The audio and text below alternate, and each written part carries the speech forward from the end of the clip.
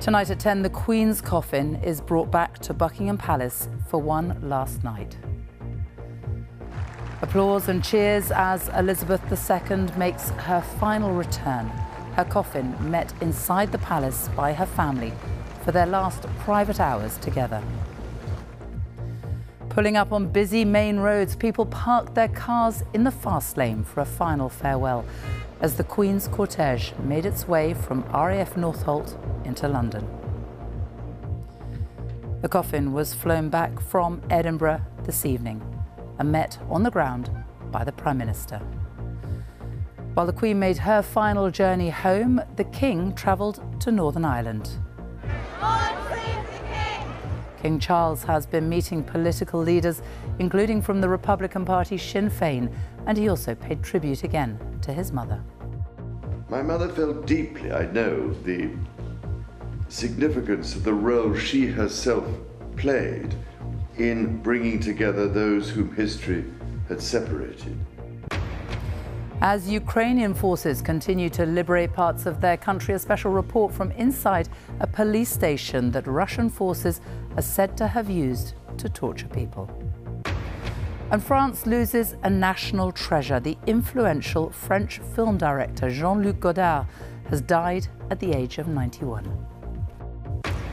And stay with us here on BBC News, where we will bring you continuing coverage of events plus analysis from our team of correspondents in the UK and around the world.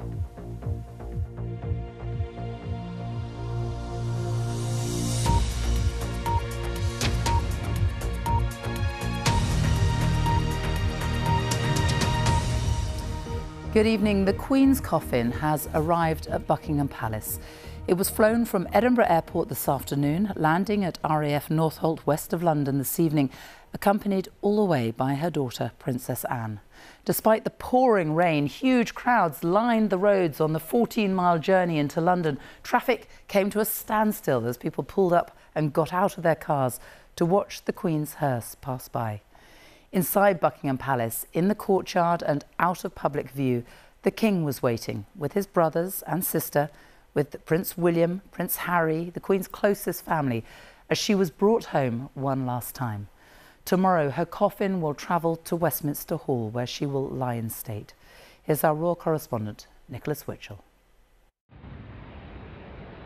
And so to London on a dull September evening, in an aircraft of the Royal Air Force with the call sign Kitty Hawk, the call sign of any military aircraft carrying Her Majesty the Queen. Waiting on the tarmac, a very new British Prime Minister in the dark clothes of mourning, just as there had been all those years ago when Winston Churchill had been at another airfield to receive the young Elizabeth as she arrived in London for the first time as Queen. At RAF Northolt tonight, the Queen's coffin was borne from the aircraft on the shoulders of a bearer party from the Queen's Colour Squadron of the RAF. Watching the Princess Royal, she'd travelled with the coffin for its entire journey from Balmoral. To have done so, she said, had been an honour and a privilege, and witnessing the love and respect shown by so many to her mother had been both humbling and uplifting. The honour guard from the RAF stood to attention. In steady rain, the state hearse, with its escort of police outriders, began the journey into the centre of London. As the motorcade made its way through the gathering dusk, traffic pulled over on the motorway. Many thousands stood in the rain. West London came largely to a halt. On pavements and gantries and flyovers, the citizens of Britain's capital took these first moments of the late Queen's return to demonstrate their affection and their gratitude.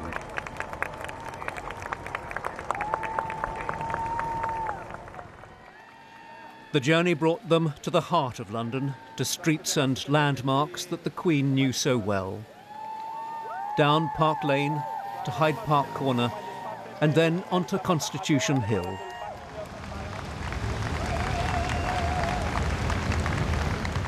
Finally to Buckingham Palace, where the Queen's coffin will rest for one final night.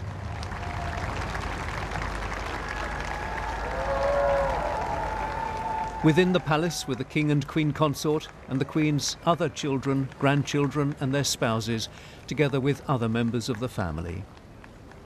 These were to be private moments for the family before the Queen's coffin leaves their loving custody to be handed over to the nation for the lying in state.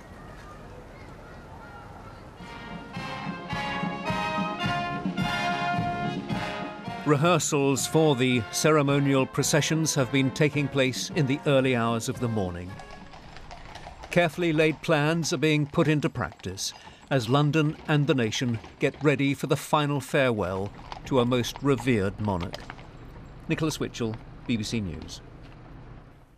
The Queen's coffin was flown out of Edinburgh this afternoon after lying in rest at St Giles Cathedral in the city. Around 33,000 people were able to pay their respects at the cathedral, filing silently past her coffin over the last day and night before she left Scotland for the last time. Our Scotland editor James Cook sent this report. God bless the Queen. God save the King. From the people of Scotland to their Queen, one last act of devotion. For hours they have queued, day and night, for a few moments with their Queen. Moments they will never forget. Why do you think it's so emotional? Why has it affected you so much, do you think? She's like everybody's granny. It's like your granny dying again. It's just everybody's granny, isn't she? She's a nation's granny. It just means so much to everybody. And, it's terrible. Can I stop crying? Where do you think her death leaves this country? There's a massive void in this country. Her personality, her wit, her humour, her smile, her love, care and dedication to her family and to this country. The atmosphere is just very serene, very, very serene, and it was just so quiet, and just everybody was lost in their own thoughts, I think, as well, and just seeing it was just very emotional, very, very emotional. Among those standing guard as a Knight of the Thistle, the former presiding officer of the Scottish Parliament, Lord David Steele, paying tribute to the first Elizabeth to reign in Scotland. Where do you think that this moment leaves the nation and what this tells us about the nation? I think that it is in very secure hands with King Charles III, as he called himself to me last night. He said, I don't have the Elizabeth I, Elizabeth II problem because I'm Charles III. And we both laughed about that. What is the significance of this moment in history? Well, for many people, it is simply a chance to mourn and to say thank you. For others, it is a powerful reminder of the ties that bind the nation together. But there are different views as well.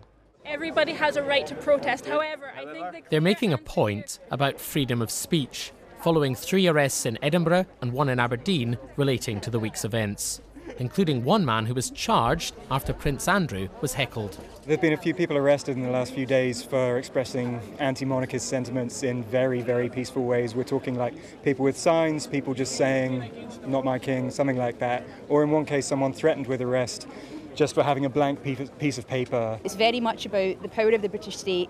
We're told that we're not allowed to question, this is the wrong time, the wrong place. Yeah, I personally don't believe in having an unelected head of state, but I think that we should be able to have a conversation about it. We should be able to have a process to share these views or change it if that's what people decide. That's how democracy should work.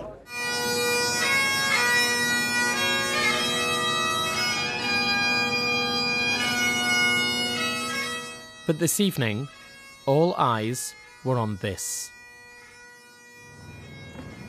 The last journey.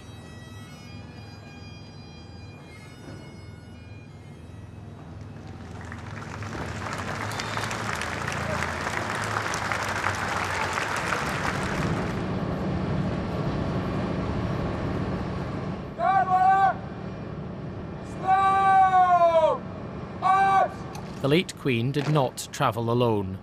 Her daughter, Princess Anne, was with her.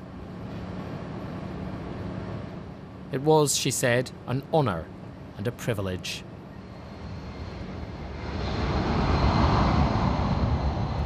And so it ends, with the Queen's final flight. As for Scotland, the curtain falls on the age of Elizabeth.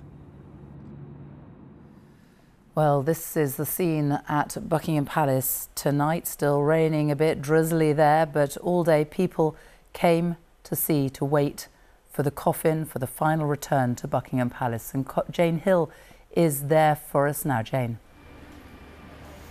Yes, Sophie, and I moved down and joined those crowds in the last couple of hours who had waited, some of them for a very long time, as you say, in the rain, to witness that moment of history, to see the Queen brought back to Buckingham Palace for the very last time. And I moved down into the crowds down at the end of Constitution Hill here, and I was there for a good half an hour before the cortege was due to arrive. And what really struck me during that time was how extraordinarily quiet it was.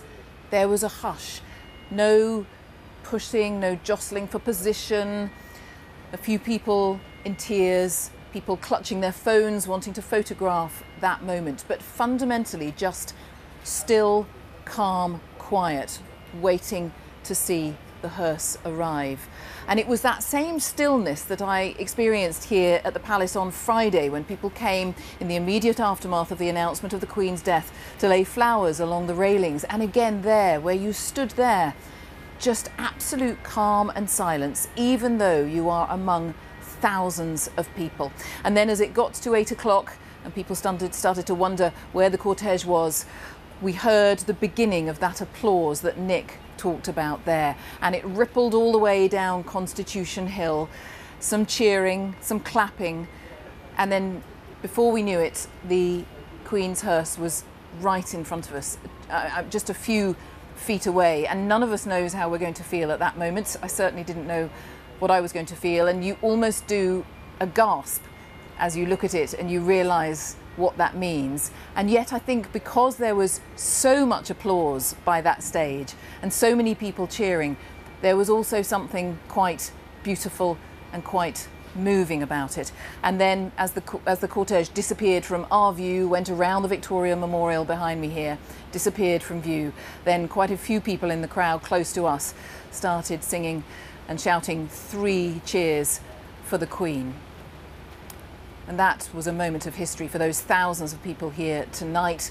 And then tomorrow, of course, the focus turns to the late Queen leaving Buckingham Palace for the very last time, and that procession that we will all witness tomorrow, taking the Queen from here at the Palace to Westminster Hall for those 4 days of lying in state. Sophie. Jane Hill, thank you. Well, while the Queen was making her last journey from Scotland, King Charles was on his first visit to Northern Ireland as monarch. The King and the Queen Consort greeted crowds who gathered at Hillsborough Castle, some of whom had been waiting since 5 o'clock this morning, hoping to catch a glimpse of the royal couple.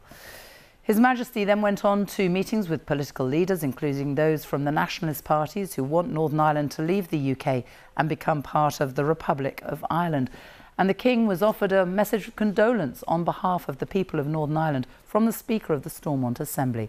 Our special correspondent Alan Little is in Belfast and has been following the King's visit there. Alan. Well, Sophie, this had the makings of quite a difficult visit.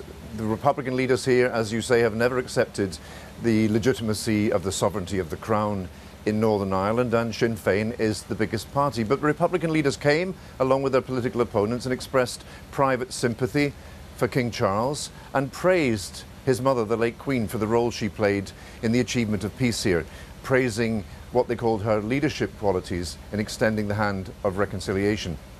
But the day it was really about the King and the people, and those were the moments on the streets, listening to the public affection, the clear public affection and respect that was expressed here by the crowds who turned up. Those were the moments, it seemed to me, that really did fill him with energy and enthusiasm.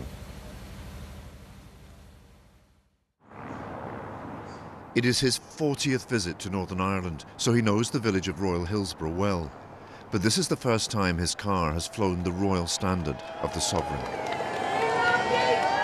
The warmth of the public welcome was unmistakable. This is what this tour of the nations is for: direct engagement, informal and relaxed, between the new monarch and the people. They lingered, devoting more time to this than the formal schedule allowed. His late mother famously remarked that she had to be seen to be believed. Public visibility is already a hallmark of the new reign. This, a gesture of gratitude for the flowers left in tribute to the Queen.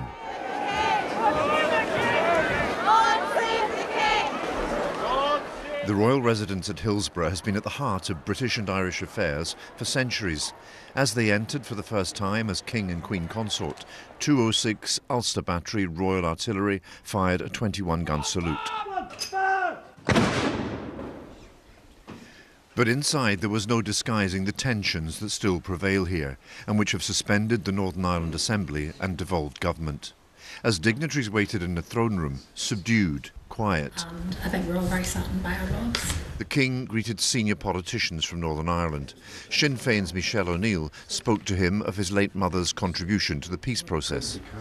We played a great role here in terms of reconciliation and building our peace, so it's the end of an era for sure. Those sentiments were echoed more formally in an event that would once have been inconceivable here. During this period of public mourning, in the throne room at Hillsborough Castle, the Speaker of the Northern Ireland Assembly, Sinn Féin's Alex Maskey, addressed the King with these words. Queen Elizabeth was not a distant observer in the transformation and progress of relationships in and between these islands. She personally demonstrated how individual acts of positive leadership can help break down barriers and encourage reconciliation. Queen Elizabeth showed that a small but significant gesture, a visit, a handshake, crossing the street, or speaking a few words of Irish can make a huge difference in changing attitudes and building relationships. In reply, the King said he would follow what he called his mother's shining example. She never ceased to pray for the best of times for this place and its people, whose stories she knew, whose sorrows our family had felt, and for whom she had a great affection and regard.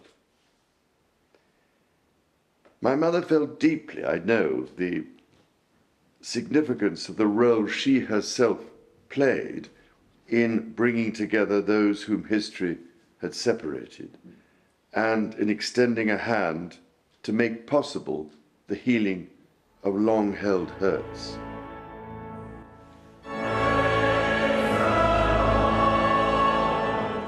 At St Anne's Cathedral in Belfast, people from all faiths joined the King and Queen Consort in a service of reflection for the life of Queen Elizabeth. It is the burden of the monarch to seek to unify, to stake out common ground on which to resolve differences. And here, where the legitimacy of the crown itself is challenged, the differences remain stark.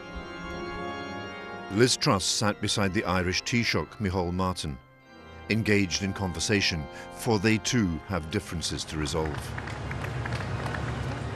That the new reign has begun with visits to Scotland, Northern Ireland and, on Friday, Wales, is a statement of intent. An intention to put the future of the Union at the heart of his purpose as king.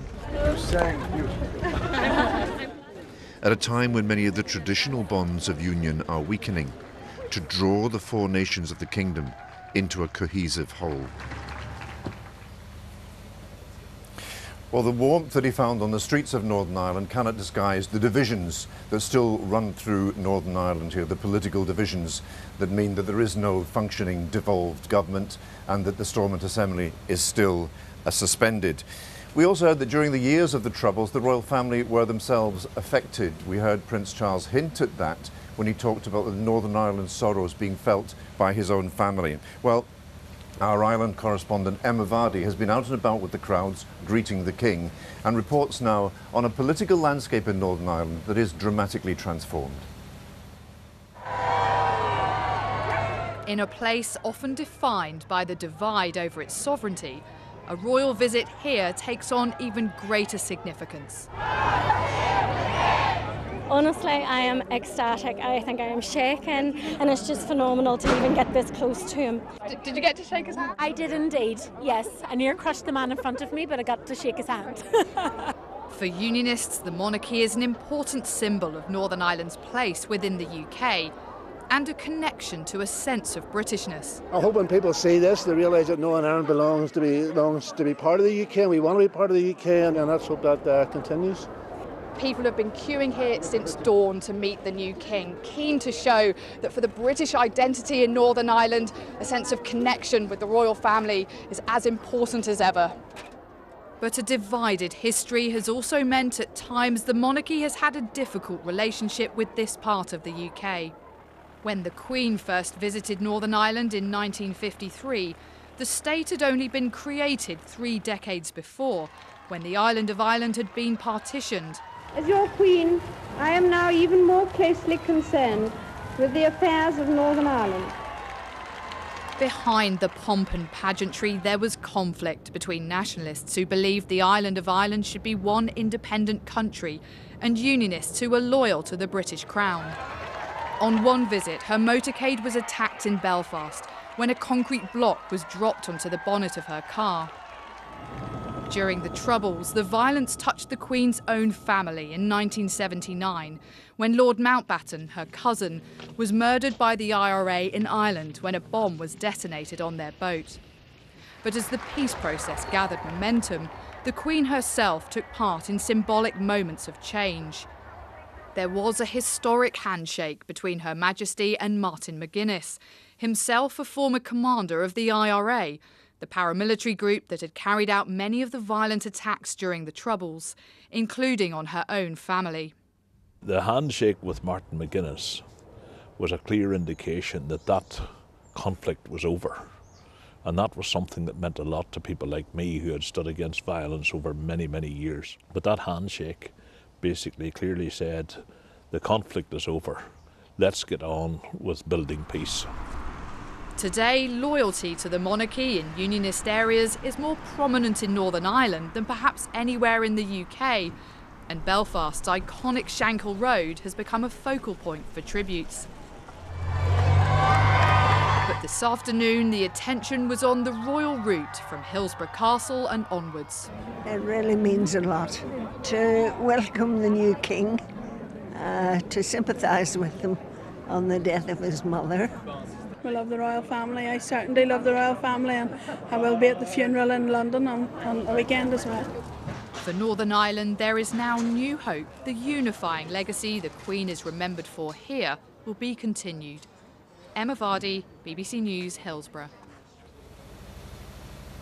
Consider the words there of Alex Maskey, the Speaker of the Northern Ireland Assembly, a lifelong Republican, a man who was twice interned during the Troubles, the symbolic heft of what he said directly to King Charles today when he spoke of his late mother's contribution to the Northern Ireland peace process, praised what he called her leadership skills, her ability to use a small gesture to enormous effect and effect change. That would have been unthinkable here not very long ago. But I think we've also learned something over the last few days about what kind of reign King Charles aspires to. I think he wants it to be demotic.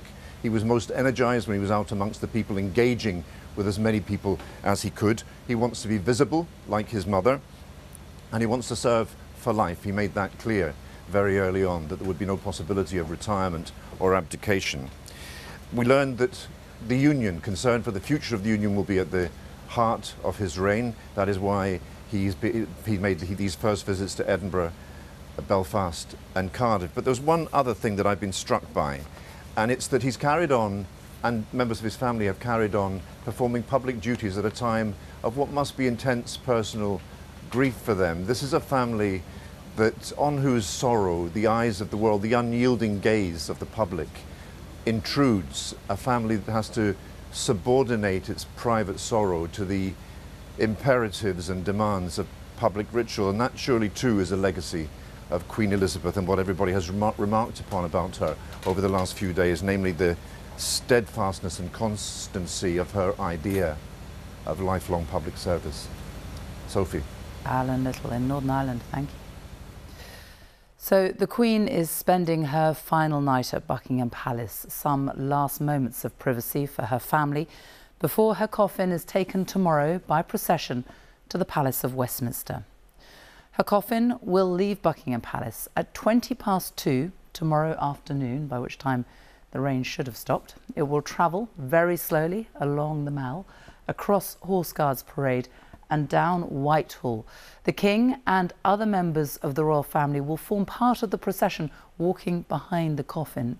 It'll take about 40 minutes in total, arriving at Westminster Hall at 3 o'clock in the afternoon, ahead of 4 full days of lying in state.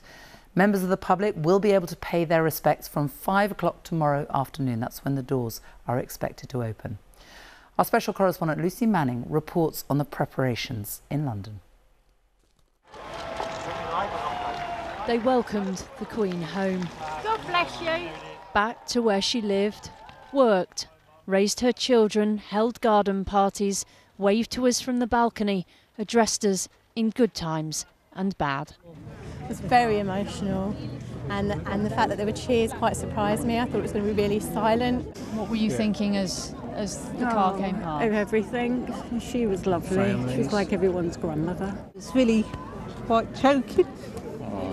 I was thinking that she was home. That's the upsetting thing, is the last time she makes that journey after 70 years. And soon, many, many more will get the chance to say goodbye. Tomorrow, a 38-minute walk for the King and other members of the royal family behind their mother's coffin, all the way up the Mall from Buckingham Palace to Westminster Hall for the lying in state. Expectations are around 400,000 people will be able to file past the coffin, leaving some potentially disappointed. The fear is queues of up to 30 hours. Nevertheless, Katie from Worthing plans to return. It's no different from a concert, I guess. Lots of people are queuing big, like loads of hours for Harry Styles. So I think the Queen's a bit more important than Harry Styles, so I don't mind waiting. Why would it be important for you to go to the lying in state? She was roughly my age when she came to the throne, and I couldn't possibly imagine becoming Queen of a country, let alone all the Commonwealth nations, at my age. Janet from Kent is concerned. I'm coming up Thursday, just get in a queue and hope for the best, really. So, yeah, queue as long as I can before I have to go home again. That's the biggest problem, isn't it? Can't spend all night here. Passing through 24 hours a day, the public will be kept informed where the queue has reached and an estimate of waiting time. 1,000 volunteers, stewards and police will help. The lying in state opens at 5 p.m. tomorrow. There will be a coloured wristband system for different zones. Once there, people can leave the queue to sit or get food. Some venues on the route will remain open to facilitate this, and the queue could be closed early if it's clear people won't reach Westminster Hall by 6:30 a.m. on Monday. It will start on the Albert Embankment side of Lambeth Bridge. When the queue lengthens, it will stretch along the Thames past the Tate Modern and London Bridge before winding its way to Southwark Park. There will be a separate accessible route for those with mobility difficulties. Tonight, the late Queen is with her family. Then, there will be time for her people. Lucy Manning, BBC News, Buckingham Palace. Well, the Metropolitan Police have called tomorrow a significant day for their security operation. There will be a noticeable increase in the number of police officers on the streets over the next 6 days as the Met tries to protect royalty, presidents, prime ministers and, of course, the public. Our Home Affairs correspondent Daniel Sanford is at New Scotland Yard for us this evening. Daniel. Yes, Sophie, with the late Queen here in London and the focus shifting back to the capital, an unprecedented security operation is now underway. To give you an idea of it, this road that I'm on tonight, running beside the Thames, is being guarded not just by police officers, but also by Royal Navy ratings, as resources are drawn in from right across the UK to keep both the public and royalty safe. Specialist police dogs trained to sniff for explosives, patrolling the Mall in London tonight, yards from Buckingham Palace. These two dog teams were from West Yorkshire Police and Lancashire Police, an indication of how many resources have been pulled in from forces outside London. We've already welcomed hundreds of additional officers from forces across the UK to work with us, the Met, here in London. So people will see a lot of police officers tomorrow. You will see a lot of very visible officers on that route to Westminster Hall. This is a huge and a complex operation, but it's something we are ready for, we are prepared for, and we're working with all of the organisers and many, many other organisations and agencies to ensure this is a safe time for those that are coming to London. There will be thousands of officers on the streets over the next few days. Many of them will be in among the crowds, but of course there will be many others behind the scenes, watching CCTV feeds and looking at intelligence. Once we've got to the bottom, I'll talk you through what that plan looks like. Yeah. So the new head of the Metropolitan Police, Sir Mark Rowley, was himself on the Mall this afternoon to see the operation in person. He only started in the job on Monday. For the next 5 days, the hundreds of thousands of people expected in London will need to be protected from petty criminals and also the risk from terrorism. And then on Monday, at the funeral itself, police will need to protect kings and queens, emperors and princes, presidents and prime ministers. Inside Westminster Abbey for the funeral will be the whole royal family, the President of the United States, the Emperor of Japan and other high-risk VIPs like the President of Israel. One official said it was like having 100 state visits all at the same time. The sheer scale of the crowds will test other services too, including the London transport system run by TfL, who think millions may use their services over the next few days. I would say this is the biggest challenge that TfL has ever faced. Obviously we had the Olympics in 2012, which was itself a huge occasion, but there we knew exactly what was happening, when it was happening and how many people were attending. While much of the police focus will be on protecting the public, there may be anti-monarchy protests too. After some controversial arrests, officers have now been given guidance on how to balance the right to protest with the right to grieve. Daniel Sanford, BBC News at Buckingham Palace. Our royal correspondent Nicholas Witchell is here. An extraordinary 6 days ahead, and just judging by those scenes that we saw on the roads coming into London, the A40, the crowds, the people who literally stopped their cars in the fast lane, it's hard to grasp the scale of what is to come. I think that's absolutely right, Sophie. I think it is hard not to be deeply moved by what we've seen over the past 5 days, from Balmoral via Edinburgh, the King in Belfast today, and then tonight, as you say, the arrival of the Queen's coffin here in London. Tens of thousands of people turning out in the rain to pay their respects. Public mourning, which began, if you like, as an affectionate trickle in the glens of Scotland and along the banks of the beautiful River Dee, has come via Edinburgh and is now becoming an absolute torrent as the lying in state moves to the Palace of Westminster by the River Thames, a great river of sorrow and lamentation. And I think, we are rather entering unknown territory now. For all the meticulous planning in this document here, London Bridge, we just don't know how many people are going to come to London for the lying in state beginning at 5 o'clock tomorrow. As that lady said in one of those reports, we're British, we'll just get in the queue. Well, one encouraging sign, I think the weather forecast, we'll know for certain later, I think the weather forecast is not too bad. The sun will come out. Nicholas Witchell, thank you. And if you want more information about how to attend the Queen's lying in state or more details about the days ahead, do go to BBC News Online. That's bbc.co.uk/news, or you can also use the BBC News app. The rest of the news now. In Ukraine, accounts are emerging of brutality and the killing of civilians by Russian troops in areas that have just been liberated by Ukrainian forces in the eastern province of Kharkiv. Analysts say Moscow has largely given up land gained around Kharkiv in the northeast, and troops have been pulled back over the border. Ukraine says it has retaken around 2,400 square miles of territory so far this month. The area here in purple shows the gains Ukraine has made, and you can see quite a big change since last week. One city, Balaklia, liberated last week. The Russians are said to have used the local police station there as a torture and interrogation centre. A warning: this report from our senior international correspondent Orla Guerin contains distressing details. Ukrainian police lead us to a crime scene.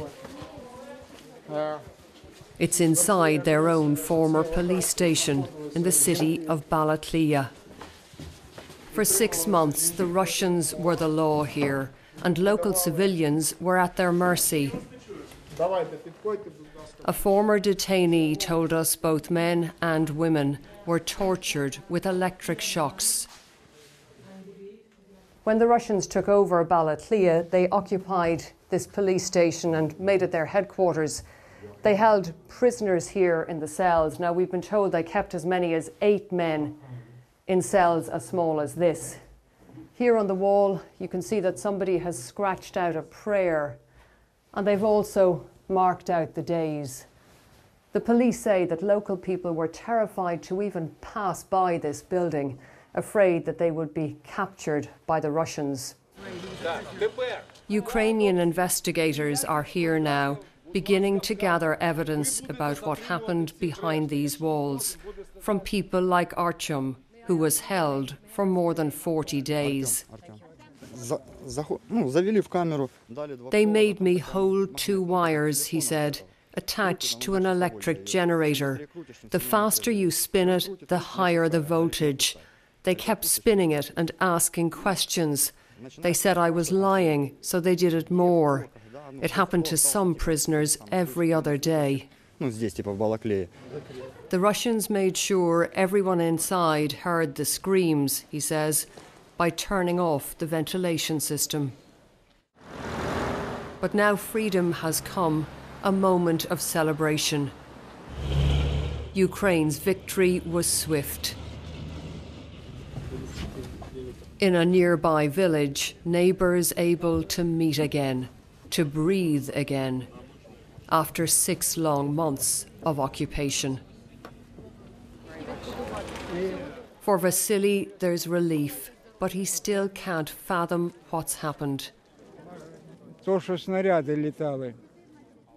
Houses have been destroyed, he says. Children have no place to study. We were together with Russia. I was in the army in Moscow. I worked there. My sister is there, and I can't visit her. I don't know if she's dead or alive. The next battles here will be rebuilding, getting power and water back on, and keeping the enemy at bay. The Russians were only pushed out of here last Thursday. One of their final acts was the destruction of this school. Now Ukraine is back in control. The recent gains aren't just a military victory, they're a psychological victory. And they're a message to Ukraine's allies in the West. We can beat the Russians. Keep supporting us. For many, life here now is a hand-to-mouth struggle. Please don't push, he says. Everyone will be helped. But this one small aid truck was quickly overwhelmed.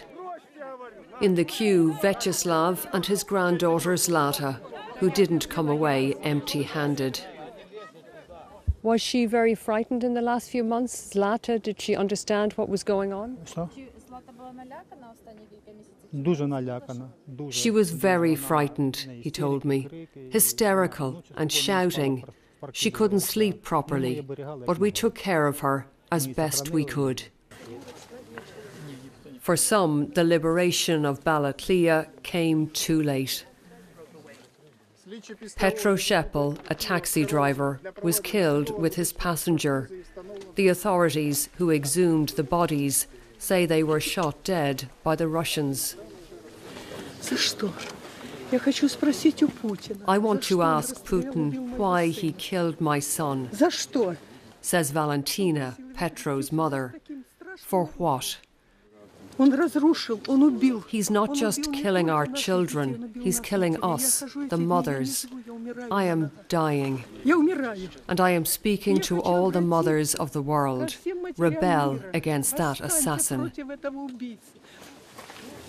Petro was her only son. She has vowed to keep speaking for him, demanding justice. Orla Guerin, BBC News, Balaklia. Well, today the Kremlin has denied it has plans to announce a mass mobilization of troops. The Russian army's retreat in northeast Ukraine is being reported in Russia, but there it is being referred to as a regrouping. Meanwhile, on Russian TV, there's been rare criticism of the war. From Moscow, our Russia editor Steve Rosenberg reports. In Ukraine, Russia's still fighting. The Kremlin says there's no change of plan. But Russia's retreat from northeast Ukraine suggests the special operation is in trouble.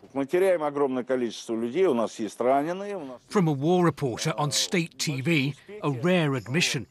Russia has taken heavy casualties. And on another channel, rare public criticism. The politician says those people who convinced Putin the special operation would be over quickly, they took us for a ride. He called for peace talks with Kiev. Following his TV appearance, Boris Nadezhdin told me the special operation had been a big mistake. We want to defeat Ukrainian army. It seems like it's practically impossible because it's strong army, really strong army, and Ukrainians are supported by practically all the European countries. I asked Russia's deputy foreign minister, with his country losing ground in Ukraine, was it time to admit that the invasion had been a miscalculation? Clearly not. We're moving forward steadily and consistently to fulfill all the tasks of the special military operation. As we've said several times, they will be achieved. But Moscow claims this is now a wider conflict with the West. The authorities here want Russians to believe that in Ukraine, Russia isn't just battling the Ukrainian army, that it's up against the combined might of America, Europe, and NATO. In other words, that Russia is David against the Goliath of the West. It's a message that's designed to deflect criticism away from the Kremlin for any setbacks on the battlefield. Moscow feels like a world away from the battlefields of Ukraine. Here, there are mixed feelings over Russia's retreat. We shouldn't have started this war, Yelena tells me. Thank God they pulled back. Let people in Ukraine live in peace. But Marina says, if Britain, America and Europe hadn't interfered in Ukraine, none of what's going on now would be happening. The calm in the capital is deceptive, because what happens next in Ukraine will have consequences for the whole of Russia. Steve Rosenberg, BBC News, Moscow. The UK's unemployment rate has fallen to its lowest level in nearly 50 years, according to new figures from the Office for National Statistics. In the 3 months to July, the number of people out of work dropped to 3.6%.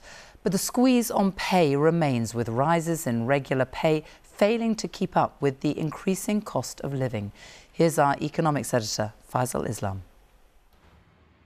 At the moment, unemployment is very low and vacancies are very high. In fact, they're about the same. But it's not proving as simple as getting those out of work to do the jobs. During the pandemic, Steve from Maidstone had retired from his car finance sales job, but now he's back in the workforce as a part-time driver for the NHS. I thought 58 is too young. I need to go back and keep that day-to-day contact of meeting people as well. And the NHS was an ideal place for me.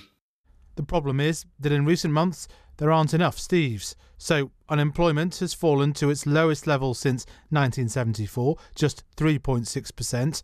And yet today's move has also been driven by hundreds of thousands of people no longer looking for work, a trend since the pandemic that in the past few weeks has accelerated.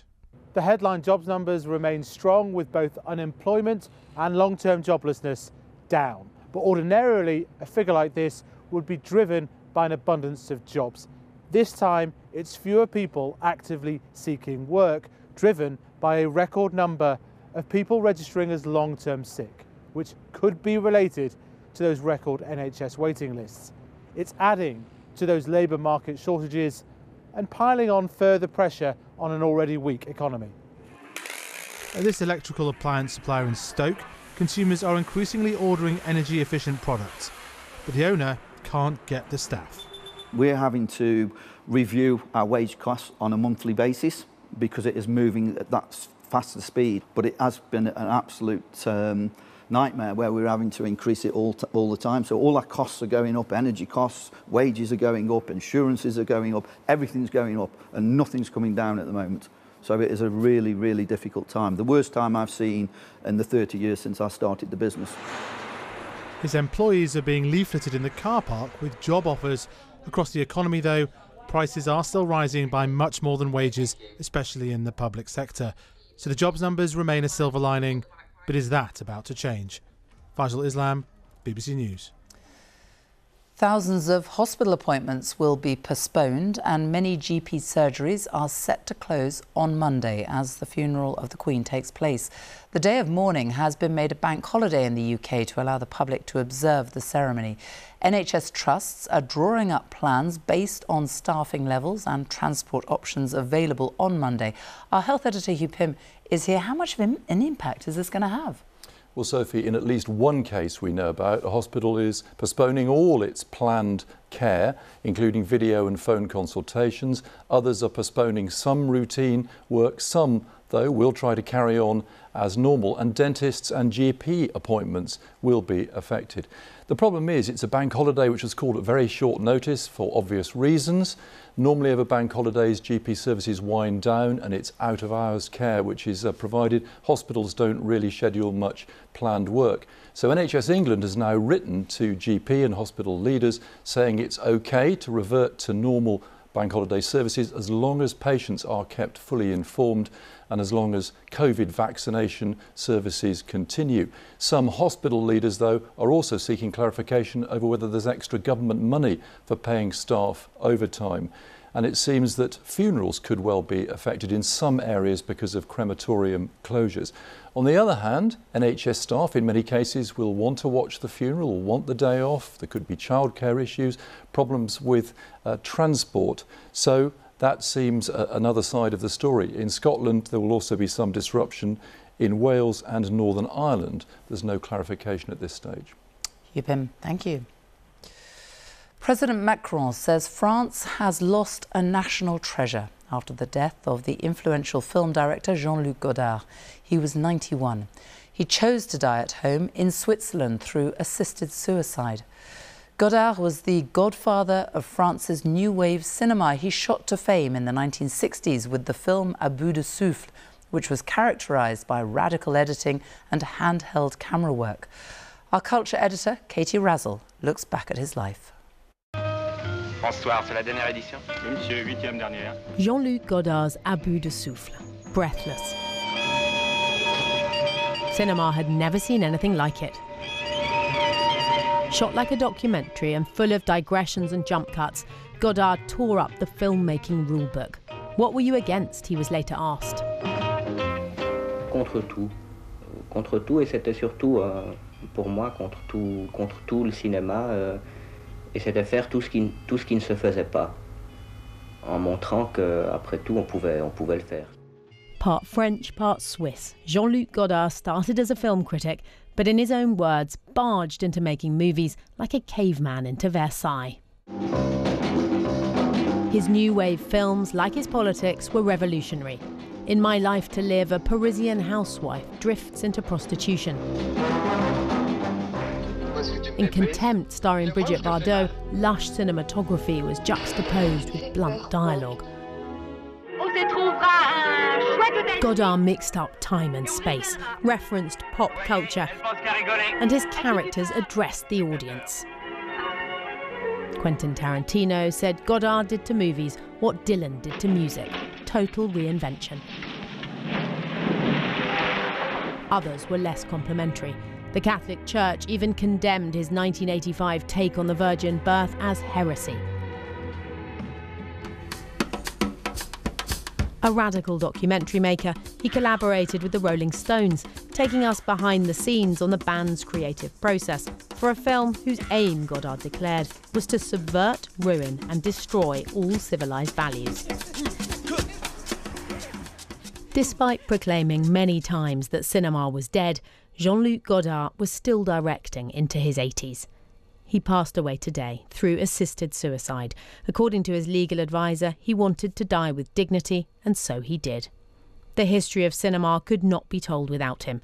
President Macron said France has lost a national treasure, an iconoclastic filmmaker, a genius.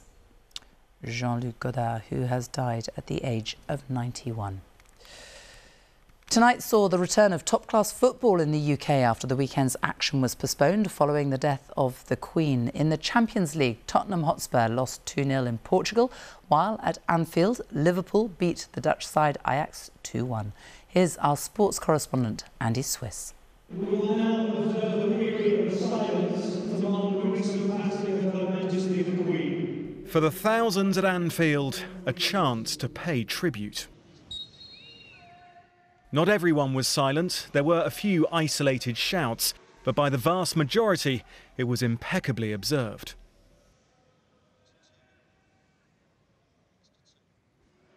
Ajax hit back, and in some style. Mohamed Kudus with one of the fiercest finishes you'll see. So could endest of margins, a 2-1 victory for Liverpool, and one they sorely needed. In Portugal, meanwhile, the players also paid tribute to the Queen before Tottenham's game against Sporting Lisbon. In the very last minute, he was finally beaten. Paulinho giving Sporting the lead.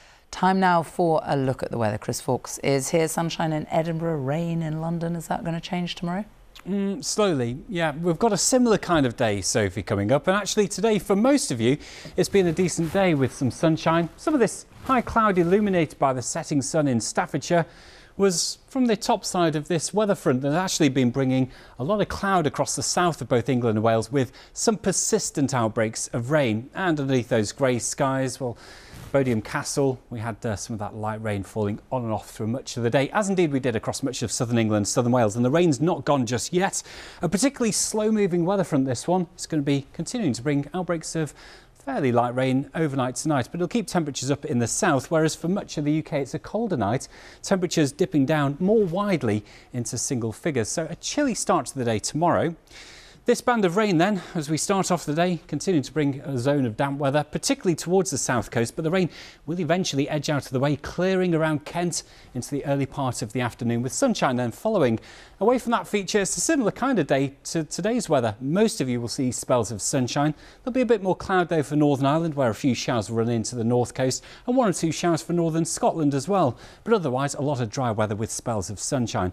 Temperatures 17 to 19 degrees for many, but into the low 20s for the south of England, southern parts of Wales and East Anglia as well.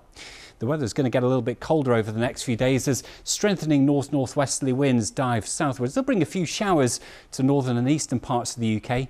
But if you're planning a trip to London for the Queen's lying in state, predominantly the weather should stay dry. There'll be some brighter weather around as well, but it will start to feel just a little bit cooler and fresher as well. And indeed across the rest of the UK as well, temperatures will be coming down. 15s in Manchester, in Aberdeen 12 or 13 degrees, with a few showers around at times across northern and eastern parts of the UK, but a lot of dry weather as well, Sophie. Chris, thank you. Well, let's take one last look at Buckingham Palace tonight. It's quiet now. The crowds are mostly gone. The royal family are inside, the last private moments as the Queen's coffin lies for one last night in the Bow Room. Tomorrow, that will all change. The Queen's coffin finally leaves the palace tomorrow afternoon, and the King will walk behind her coffin with his sons, Prince William and Prince Harry, and with his siblings, Princess Anne, Prince Edward and Prince Andrew. In a moment, we will have the news where you are, but first, to mark the Queen's death, the poet laureate, Simon Armitage, has written a poem called Floral Tribute. It has 2 verses, or stanzas of 9 lines. The first letter of each line, when taken together, spells out Elizabeth. And so we leave you tonight with Simon Armitage reading his new poem. Good night. When I was made laureate, it was pointed out to me that there would be some significant moments in all likelihood coming up, and I think I'd made some notes in anticipation of that, and then my computer crashed a few months ago, and when I realised I needed to write this poem, I had to start again, and I took that as a bit of an omen. All I remembered was that I'd read somewhere that the Queen's favourite flower was the lily of the valley. And there was something beautifully simple about that, and I wanted to try and combine that with what I thought was the single most important achievement of her reign, which was this idea that she'd made a promise to herself and the country. And I just wanted to try and weave those two ideas together. I also like the idea that there's something in the name Lily of the Valley which echoes with her name as well. So her name is embroidered in the fabric of the poem. If you look at the poem and you run your eye down the left-hand margin, the first letters of each line spell out Elizabeth, Elizabeth. So in literary terms it would be known as a double acrostic. I wanted to stitch her name into a poem that was about her name, so it's sort of encoded in there. And of course it gave me a nice framework as well for trying to generate the rest of the poem. Floral Tribute. Evening will come, however determined the late afternoon. Limes and oaks in their last green flush, pearled in September mist. I've conjured a lily to light these hours, a token of thanks, zones and auras of soft glare orbing the sprays and globes. A promise made and kept for life, that was your gift, because of which here is a gift in return, glovewort to some, each shining bonnet guarded by stern, lance-like leaves. The country loaded its whole self into your slender hands, hands that can rest now, relieved of a century's weight.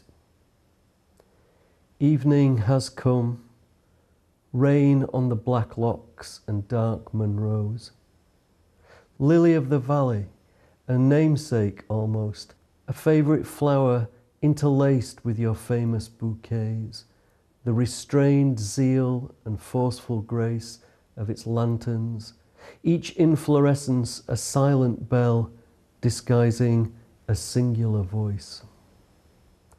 A blurred new day breaks uncrowned on remote peaks and public parks, and everything turns on these luminous petals and deep roots, this lily that thrives between spires and trees, whose brightness holds and glows beyond the life and border of its bloom.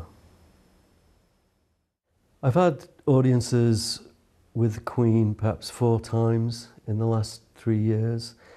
It struck me that she was super aware of the effect that she had on people. She knew she made people nervous, and she was very good at playing with that, but also at putting people at their ease. I think the role that the monarchy play is to ritualise our lives. And when there's a death of this magnitude, it says something to us about our own losses as well. And I think that's why it resonates so deeply. And I think there will always be a place in our society for somebody like that to represent those feelings and those ideas for us.